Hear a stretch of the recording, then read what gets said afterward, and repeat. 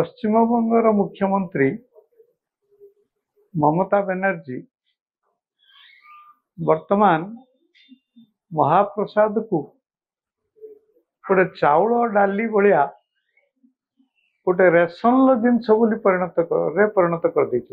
मत बड़ा आश्चर्य लगुच से कहते रेशन दुकान मानक बर्तमान महाप्रसाद मिल। ये तो बड़ा विचित्र कथा। महाप्रसाद कौन गोटे खजा लडू ये गुड़ाक हाँ समस्त को आप बांटी पारती किंतु एटा रेशन दुकान ले दिया जीवो यार माने मु किसी बुझी पाउनी। एटा मते बड़ा हस मडुची। एटा गोटे प्रहसन कथा। ममता बनर्जी प्रति सारा भारत वर्षर लोक मानकर गोटे धारणा होची जे सी होचंती मुसलमान मानकर समर्थक। तेणु यही बड़ी भाव रे दीघारे गोटे मंदिर तैयारी करी एवं ताकू जगन्नाथ धाम नाम देई एवं सेथिरे जो भोग गुड़िक तैयारी हब प्रस्तुत हब ताकू सेमाने महाप्रसाद बोली कही चारिआडे पश्चिम बंगर सबु जगह लोकों घरे पहुंचाई जो प्रचेषा से गोटे प्रहसन। या पूर्व से दीघा मंदिर फोटो मध्य सारा पश्चिम बंगर सबु लोकों घरे पहुंचाई चेष्टा कर। तेणु या गोटे विचित्र कथा जे गोटे राजनीतिक क्षेत्र रे जेमिति आगामी जो निर्वाचन हेबाकु जाउछि से निर्वाचन ले जेमिति हिंदू माने मध्य तांको भोट दियंतु यही बड़ी गोटे धारणा सृष्टि करिया पई से यही धरणर वातावरण सृष्टि करछन। किंतु मोर कहबार कथा जे जेकोसी जगार गोटे मंदिर तैयारी कर दे ता जगन्नाथ धाम बोली कहीदे सेठी गोटे भोग करी ताको बांटी देले सेटा कौन महाप्रसाद हो जाए। मोर विश्वास परंपरा और संस्कृति तो हजार हजार वर्षर पुरी श्रीमंदिर जो हजार हजार वर्षर संस्कृति जा फल रे कि सेठी जो भोग लगुची ताको महाप्रसाद बोली कह जाउची।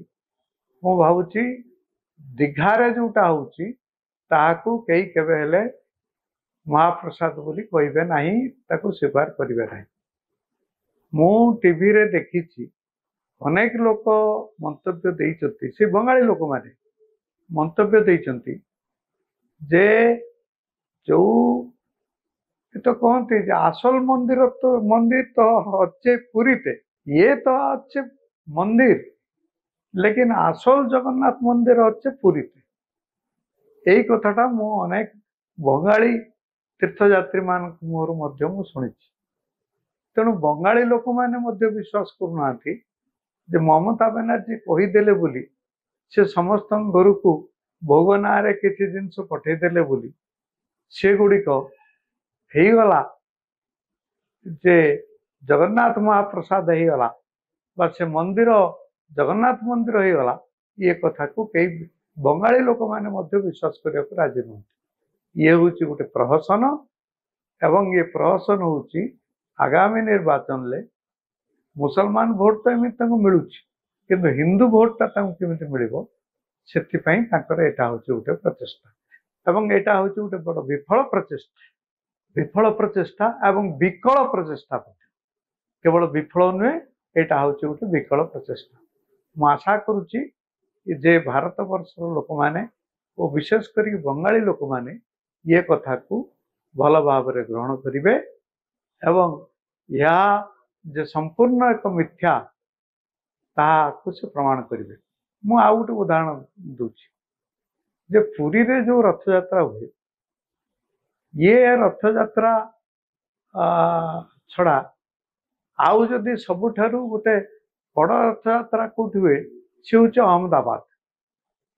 अहमदाबाद रे जो रथ यात्रा हुए ता हूँ भारतर द्वितीय बृहत्तम रथ यात्रा किंतु अहमदाबाद को कई कौन पुरी धाम बोली कहती कई पुरी धाम बोली कहते ତେଣୁ ଏ ସବୁ ଦୃଷ୍ଟିକୋଣରୁ ଏଇ ପ୍ରହସନ କରିବାର କିଛି ଅର୍ଥ ନାହିଁ। ଆପଣଙ୍କର ମନେ ଥିବ ଯେ କେତେ ବର୍ଷ ତଳେ ଇସ୍କନ ତରଫରୁ ପୁରୀରେ ଆଉ ଗୋଟେ ଜଗନ୍ନାଥ ମନ୍ଦିର ତିଆରି ହେବା ପାଇଁ ଉଦ୍ୟମ ଚାଲିଥିଲା।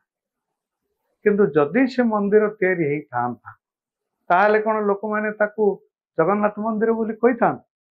ସେଇଟା ହେଲା ନାହିଁ ବୋଲି ସେ ପ୍ରଚେଷ୍ଟା ବିଫଳ ହେଲା ଏବଂ ସେ ମନ୍ଦିର ତିଆରି ଆଉ ହେଇପାରିଲାନି।